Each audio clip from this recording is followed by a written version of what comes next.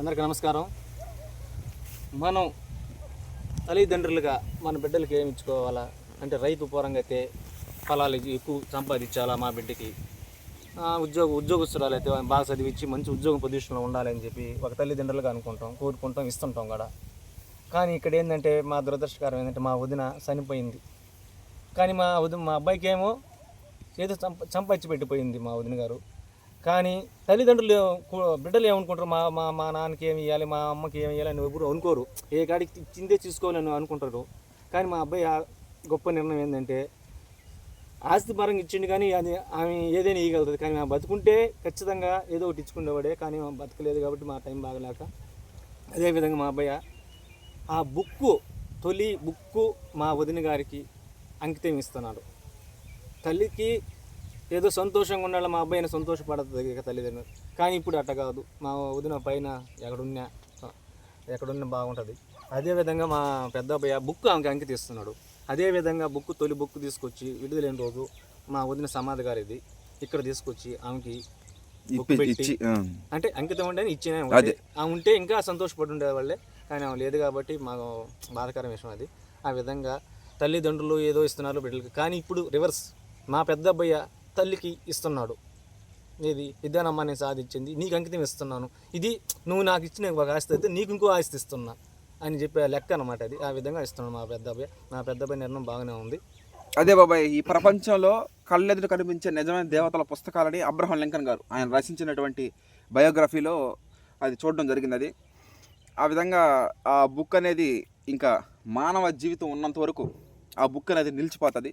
మన నెక్స్ట్ జనరేషన్స్కి ఆ జనరేషన్స్కి ఇంకా ఉన్నంత వరకు ఆ బుక్ అనేది శాశ్వతంగా ఉండిపోద్ది. ఓకే, అదేవిధంగా మా పెద్ద అబ్బాయి చేసిన ఈ బుక్ రాయడం మా వదినకి ఇవ్వడం అనేది, అదే మా వదిన కానీ బతుకుంటే ఈ సంతోషం విషయంలో మా వదిన ఒక 100 మందికి భోజనం పెట్టడానికి ఏర్పాటు చేస్తుండేది. ఎందుకంటే ఆమె అన్నం పెట్టడం మరి ఇష్టం. అవునవును, అమ్మమ్మ కానీ వాళ్ళకి కానీ పక్కన వాళ్ళకి కానీ ఎవరికైనా సరే ఆమె అన్నం పెట్టడం అంటే అంత ఇష్టం. ముందు అన్నం తినండి, తర్వాత మాట్లాడండి. అన్నం తినండి, ముందు పని చేయండి. మెయిన్ ఏంటంటే మా అవ్వకి కానీ మా వదినకి కానీ 10 మందికి అన్నం పెట్టాలా అనే తాపత్రం. అదే ఈరోజు మా పెద్ద అబ్బాయి ఈరోజు ఆ సంతోషం విషయం చేసినప్పుడు ఆ పుస్తకం అమ్మ నీకు అంకితిస్తున్నాను అదే ఒక ఆవిష్కారంగా ఇస్తున్నప్పుడు, అబ్బాయి ఈరోజు నాకు చాలా సంతోషంగా ఉంది, పలానా రోజు 10 మందికి అన్నం పెట్టాలని చెప్పి పట్టుబట్టి మా అమ్మకి చెప్పుండేది, పెట్టుండేది కూడా ఖచ్చితంగా. కానీ ఆమె లేదు, ఆమె ఎక్కడున్నా బాగా సంతోషంగా ఉండాలని, మమ్మల్ని అందరం దీవిస్తా, మా పెద్ద అబ్బాయిలు అందరం బాగా చూసుకోవాలని ఆ ఆశీస్సులతో సెలవు తీసుకుంటున్నాం. ఓకే, థ్యాంక్ యూ అండి. అమ్మమ్మ ముగ్గురు స్వర్గస్థులైన ఒకే దగ్గర వాళ్ళు ఒకే కుటుంబంలో ఉన్నారు. ఇక్కడ కూడా ఒకే కుటుంబంలో పెట్టాం, వేరువేరుగా కాకుండా. చూడండి, ఒకసారి అమ్మమ్మ వాళ్ళ గురించి తెలుసుకోవడం పని అయితే ఒక ప్రక్రియలో భాగంగా దాబాబాయ్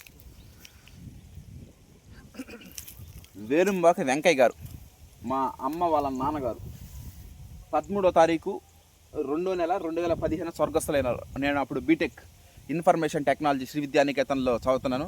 అప్పుడు అసలు నాకు తెలియదు సివిఆర్ మెథడ్ ఫార్మింగ్ తెలియదు. ఈ పొలాల్లో నేను రాణిస్తానని, ఇన్ని విజయాలు సాధిస్తానని, ఒక పుస్తకం రాస్తానని, ఒక రైస్ మిల్లర్గా 365 రోజులు ఆ పని కల్పిస్తానని అప్పుడు తెలీదు. ఏదో చదువుకుంటున్నాను, అయిపోయింది. తర్వాత వేణుంబాక శంకరమ్మ గారు, ఈమె అన్నదాత, నేత్రదాత, ఉత్తమ మహిళా రైతు అవార్డు గ్రహీత.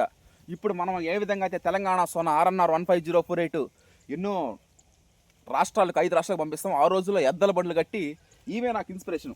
చాలామంది అడుగుతారు, మీరు రైస్ అమ్ముతుంటారు కదా, ఎట్లా మీకు అంత ఇన్స్పిరేషన్ ఎక్కడ ఏంది అంటే, నేను చెప్పేదని మా అమ్మమ్మ వేణుంబాక శంకరమ్మ గారు 1వ తారీఖు 10వ నెల 2023 స్వర్గస్థులైనారు.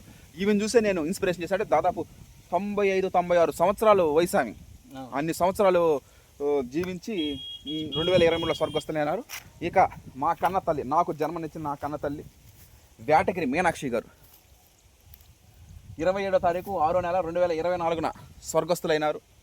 కన్న తల్లి ప్రేమకు మరణం లేదు, హృదయంలో శాశ్వతంగా కొలువై ఉంటుంది. కన్న తల్లి 9 నెలలు మోస్తే నేల తల్లి. ఎవరైనా సరే లాస్ట్కి మట్టిలో కలిసిపోవాల్సిందే.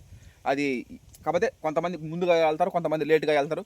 వెళ్ళడం మాత్రం కన్ఫామ్. అంటే మట్టే ఎరువుగా, మట్టే పురుగు మందుగా యూజ్ చేస్తున్నాడు.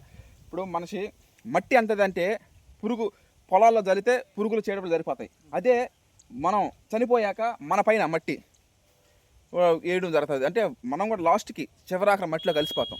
ఆ విధంగా కన్న తల్లికి ఆ పుస్తకం అంకితం. Thank you.